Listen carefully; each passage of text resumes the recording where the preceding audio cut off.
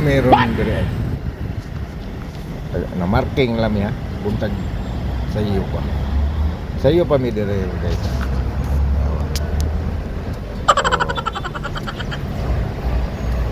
So, sa position mga pilot eh.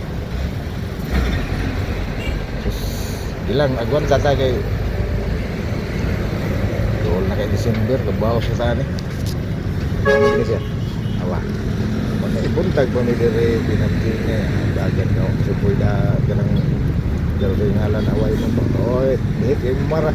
Nagjab cruise mo na yung buhaton. Parking ka. Lagi sa buwan. Mga taxi dire. Di arami dire na marking. Kuan ba ka ng surbulay lang kay mo lagi mahal pa kay gasolina ro po na una. Kita ko piyansa.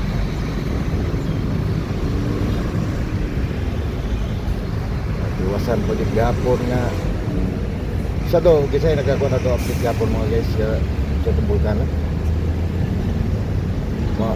Mount Canlaon mo tayo nibuto gapon mga guys o tayo ka-update na basta na nibuto gapon iwasan yung buong lami dari Cebu City nga among mga windshield na may maghinay-hinay kuan murag langanin man siminto nga klase ba pag mo tagad sa mong dashboard among mga taxi mga hugaw man abog man mau dito kay dinala to sa pagbutos bulkan dito sa Canlaon pero di ko sura Canlaon ba to mau ni siya atong kuwanangan mau ni arang-arang lang ni guys kay kumparan sa ato gapon. What? Kaya di nag-ayo tantong kung gapon kay black ni zero visibility kita na mo ba.